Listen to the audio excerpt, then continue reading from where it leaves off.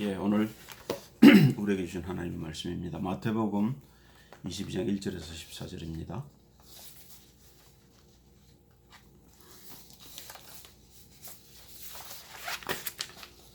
예수께서 다시 비유로 대답하여 가라사대 천국은 마치 자기 아들을 위하여 혼인잔치를 베푼 어떤 임금과 같으니 그 종들을 보내어 그 청한 사람들을 혼인잔치에 오라 하였더니 오기를 싫어하거늘 다시 다른 종들을 보내며 가로되 청한 사람들에게 이르기를 내가 오찬을 준비하되 나의 소와 살진 짐승을 잡고 모든 것을 갖추었으니 혼인잔치에 오소서 하라 하였더니 저희가 돌아보지도 않고 하나는 자기 밭으로 하나는 자기 상업차로 가고 그 남은 자들은 종들을 잡아 능욕하고 죽이니 임금이 노하여 군대를 보내어 그 살인한 자들을 진멸하고 그 동네를 불사르고 이에 종들에게 이르되 혼인잔치는 예비되었으나 청한 사람들은 합당치 아니하니 사거리 길에 가서 사람을 만나는 대로 혼인잔치에 청하여 오너라 한데 종들이 길에 나가 악한 자나 선한 자나 만나는 대로 모두 데려오니 혼인자리에 손이 가득한지라 임금이 손을 보러 들어올세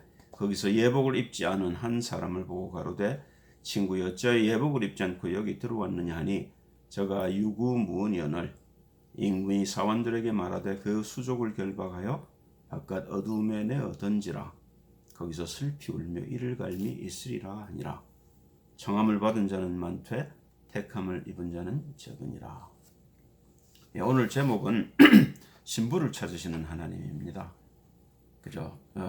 여기서 보면 아들을 위해서 신부감을 찾는 것처럼 묘사가 되었습니다. 사실은 하나님은 자기 형상대로 만드신 사람이 자기 형상을 회복한 사람을 찾는 거죠. 우리가 하나님의 형상을 놓쳤기 때문에 하나님의 형상을 회복하시려고 그리스도 예수를 이 땅에 보내셨고 그가 십자가에 죽으심으로 우리에게 하나님의 형상을 회복해 주셨습니다. 오늘 얘기는 그 얘기가 될 것 같아요. 서론을 보시면요. 청한 자 그렇습니다. 그 청한 자는 이제 유대인들을 물론 얘기하는 거죠. 로마서 9장 4절 5절을 보면 바울이 이렇게 써놨습니다. 저희는 이스라엘 사람들이라 저에게는 양자됨과 영광과 언약들과 율법을 세우신 것과 예배와 약속들이 있고 조상들도 저희 것이요 육신으로 하면 그리스도와 저에게 나셨으니 저는 만물 위에 계셔 세세 찬양을 받으실 하나님이시니라. 아멘. 그렇죠. 그런데 유대인들이 왜 놓쳤습니까?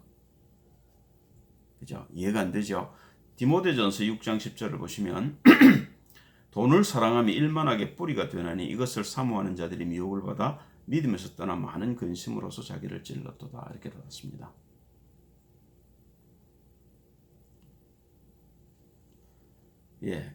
사람들이 천국에 대해서 별로 관심이 없습니다.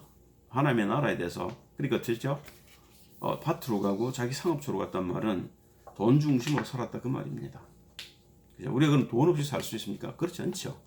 돈이 물론 있어야 합니다만은 우리가 그리스도 안에 있으면 돈은 따라오는 겁니다. 그런데 우리가 돈을 따라가면 그리스도를 놓치게 됩니다. 그래서 마태복음 6장 24절에 주님 뭐라고 말씀하시냐면 한 사람이 두 주인을 섬기지 못할 것이니 혹 이를 미워하며 저를 사랑하거나 혹 이를 중히 여기며 저를 경히 여김이라. 너희가 하나님과 재물을 겸하여 섬기지 못하느니라. 예수님께 마귀가 시험을 걸어서 제일 먼저 한 시험도 이겁니다. 돌로 떡덩이를 만들어랍니다. 우리는 먹을 것, 입을 것에 우리의 모든 관심이 있거든요. 그런데 하나님은 그게 틀렸다고 말씀하시는 겁니다. 우리가 먼저 하나님을 바라보면 하나님 안에 먹을 것, 입을 것이 없겠느냐. 마태복음 6장은 그 얘기를 하고 있는 거죠. 들에 심은 백합화가 솔로몬의 그 모든 영광으로 입은 것보다 더 아름다운데도 불구하고 오늘 피었다가 내일 아궁에 던져지는 들풀도 하나님 저렇게 입히시는데 너희가 그렇게 먹을 거 입을 거 걱정하냐 그렇게 말씀하시지요. 그리고 하신 말씀이 이 얘기입니다. 돈과 하나님을 겸하여 섬길 수 없다. 그런데 우리 하나님을 섬기면 돈은 따라오게 되어 있습니다. 마태복음 5장 5절인가요? 온유한 자는 땅을 기업으로 받습니다. 우리 하나님 안에서 하나님과 하나 되어 살게 되면 사실은 그 모든 것들이 우리의 것이 되는 거지요. 살찐 소를 준비하고 많은 귀한 것들을 준비하고 하나님 우리에게 천국으로 오라시는 겁니다. 우리 고생시키려고 하는 거 아닙니다. 그런데 우리가 못 가는 이유가 있죠. 그 이유를 발견하면 됩니다. 그 이유와 싸워야 되는데요. 그 이유를 우리가 모르기 때문에 못 싸우고 적당하게 타협하고 살기 때문에 우리가 못 가는 겁니다. 싸워야 합니다. 그리고 이겨내야 합니다. 요한일서 2장 25절을 보시면요. 요한은 이렇게 써놨습니다. 이 세상이나 세상에 있는 것들을 사랑치 말라. 누구든지 세상을 사랑하면 아버지의 사랑이 그 속에 있지 아니하니 이는 세상에 있는 모든 것이 육신의 정욕과 안목의 정욕과 이생의 자랑이니 다 아버지께로 쫓아온 것이 아니요 세상으로 쫓아온 것이라. 이 세상도 그 정욕도 지나가되 오직 하나님의 뜻을 행하는 이는 영원히 거하느니라. 그렇죠? 우리가 지금 바라봐야 될 것은 잠깐 있다가 이 땅의 것이 아닙니다. 영혼의 것을 바라보고 거기에 소망을 두고 그걸 위해 준비해 가는 겁니다. 제일 먼저 첫 번째 이제 하나님께서 이제 종을 보내셨는데 그 종은요 실패했던 아담과 세례 요한까지입니다.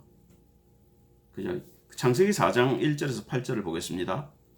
아담이 그 안에 하와와 동침하며 하와가 잉태하여 가인을 낳고 이르되 내가 여호와로 말미암아 득남하였다 하니라.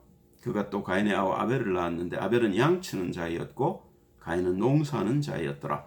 세월이 지난 후에 가인은 땅의 소산으로 제물을 삼아 여호와께 드렸고 아벨은 자기도 양의 첫 새끼와 그 기름으로 드렸더니 여호와께서 아벨과 그 제물은 연납하셨으나 가인과 그 제물은 연납하지 아니하신지라. 가인이 심히 분하여 안색이 변하니 여호와께서 가인에게 이르시되 네가 분하여 함은 어찌미며 안색이 변함은 어찌미뇨. 네가 선을 행하면 어찌 낯을 들지 못하겠느냐. 선을 행치 아니하면 죄 가문에 엎드리느니라. 죄의 소원은 내게 있으나 너는 죄를 다스릴지니라. 가인이 그 아우 아벨에게 고하니라. 그 후 그들이 들에 있을 때 가인이 그 아벨을 쳐 죽이니라. 그냥 이렇게 읽어봐서는 잘 이해가 안 가는 얘기입니다만은 아담이 이제 하나님 만나는 길을 아벨과 가인에게 얘기한 거죠. 아벨은 그 얘기를 듣고 양을 칩니다. 양은 우리가 먹을 수 있는 짐승이 아닙니다, 당시에. 그런데 양을 치는 이유는요, 하나님 말씀대로 하나님 뜻대로 살겠다는 의지지요. 그런데 가인은요, 농사를 짓습니다. 돈을 쫓아간 겁니다. 그럼 망하는 거죠. 그런데 보셔요. 그럼 그 가인 속에서 가인을 그렇게 만들었던 것을 죄라고 얘기하고 계신 겁니다. 죄가 문 앞에 엎드렸다. 어떻게 하려고요? 우리를 덮어서 죄인으로 만들겠다는 거죠. 그죠? 그런데 아벨은 거기서 나가는 길을 알았고 가인은 그 길을 따라가지 않았습니다. 세례 요한이 이 땅에 와서 하는 얘기가 마태복음 3장 2절에 보면 회개하라 천국이 가까웠니라 하였으니 우리는 그 하나님 나라를 떠나버린 겁니다. 그런데 그 하나님 나라로 돌아갈 길을 열러 그리스도 오셨다고 얘기하고 계신 거죠. 두 번째 종을 보내셨는데 그가 그리스도 예수입니다. 이사야서 53장 11절 13절 12절을 보면요.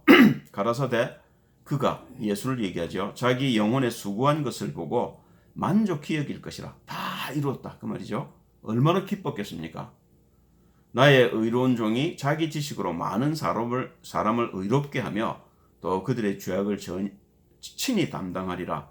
이러므로 내가 그로 존귀한 자와 함께 분깃을 얻게 하며 강한 자와 함께 탈취한 것을 나누게 하리니 이는 그가 자기 영혼을 버려 사망에 이르게 하며 범죄자 중 하나로 헤아림을 입었음이라. 그러나 실상은 그가 많은 사람의 죄를 지며 범죄자를 위하여 기도하였느니라 하시니라. 주님이 오셔서 우리의 죄를 십자가에 못 박으신 겁니다. 그래서 다시는 우리가 죄의 종로로 타지 않도록 만들어 주신 거죠. 그리고 그때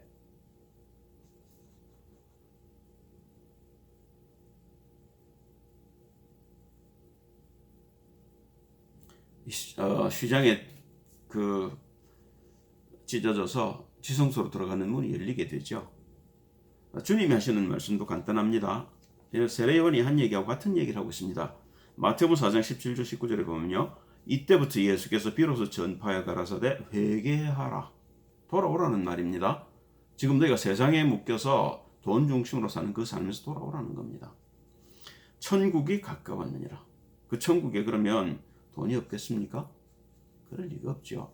우주를 만드신 분이 하나님이시고 우주의 주인이 하나님이십니다. 그러니까 주님이 그렇게 말씀하시죠. 우리가 떡으로만 사는 것이 아니요 하나님의 입으로 나오는 모든 말씀으로 살 것이니라. 그게 맞습니다. 갈릴리 해변에 다니시다가 두 형제 곧 베드로라 하는 시몬과 그 형제 안드레가 바다에 그물 던지는 것을 보시니 저희는 어부라 말씀하시되 나를 따라오너라 내가 너희로 사람을 낚는 어부가 되게 하리라 하시니. 그죠? 이 예수님이 십자가 달려 돌아가실 적에 마태복음 27장 50절 51절을 보면 예수께서 다시 크게 소리 지르시고 영원히 떠나시다. 이에 성소 휘장이 위로부터 아래까지 찢어져 둘이 되고 땅이 진동하며 바위가 터지고. 그렇죠. 예수님이 죄의 문제를 해결하셨단 말입니다. 그래서 우리가 다시 하나님께 돌아갈 수 있는 문이 열린 것이죠. 이사야서 59장 2절에도 내가 손이 짧아서 너희를 곧 못하는 거 아니다. 너희와 내 사이에 죄가 가로막혔다. 마치 태양은 빛나고 있습니다만은 우리가 어두운 것은 구름이 가리고 있기 때문이지요. 그 구름을 해결하러 오신 분이 예수 그리스도시란 말입니다. 그분이 십자가에서 이 모든 문제를 해결해 주신 것이죠. 세 번째 종을 보내셨는데요. 그 세 번째 종이 이제 피러, 표, 그리고 여러분과 저입니다. 사도행전 2장 38절을 보면 베드로가 이런 얘기를 합니다. 베드로가 가로되 너희가 회개하여, 또 회개하는 말이 또 나오죠. 세례 요한이 구약의 선지자입니다. 회개하라고 그랬죠. 주님이 오셔서 회개하라고 그러시죠.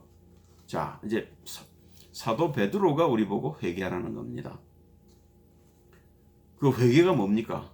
하나님께로 돌아오라는 거죠. 각각 예수 그리스도의 이름으로 세례를 받고 죄 사함을 얻으라. 그리하면 성령을 선물로 받으리니. 그게 성령이 뭡니까? 하나님의 나라란 말입니다. 그죠? 우리가 그 하나님의 나라에 속해야 되는 겁니다. 그러려고 하나님이 그리스도 예수를 보내셔서 그에게 우리의 죄를 담당시키시고 그를 십자가에 못 박으심으로 우리의 죄를 해결하시고 우리가 하나님께 돌아갈 수 있는 길을 열어주신 겁니다. 사도행전 17장 1절 3절을 보면 이제 바울의 고백입니다. 저희가 암비볼리와 아볼로니아로 다녀가 데살로니가에 이르니 거기 유대인의 회당이 있는지라 바울이 자기의 규례대로. 이게 무슨 얘기냐면 바울은 이 얘기밖에 안 하고 살았습니다. 예수가 그리스도라는 얘기만 하고 살았죠.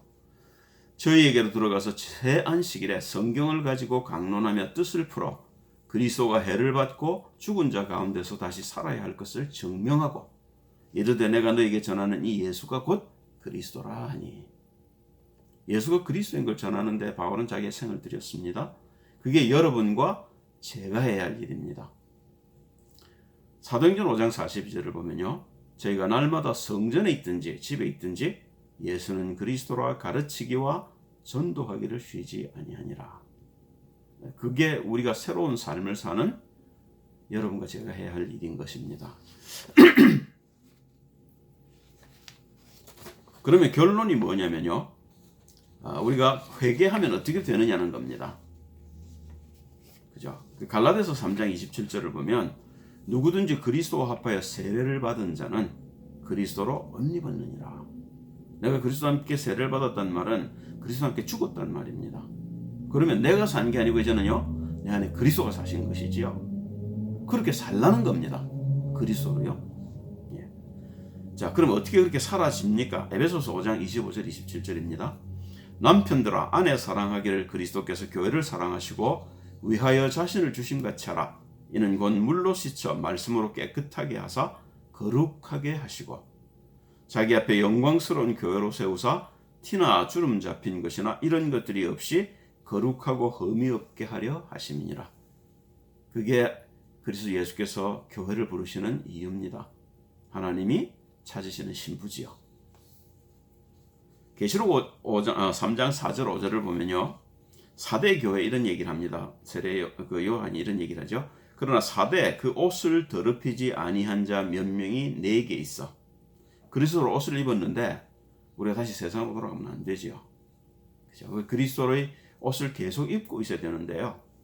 그죠? 그 더럽히지 않은 자 몇 명이 있어. 내게 있어 흰 옷을 입고 나와 함께 다니리니 그들은 합당한 자인 연고라.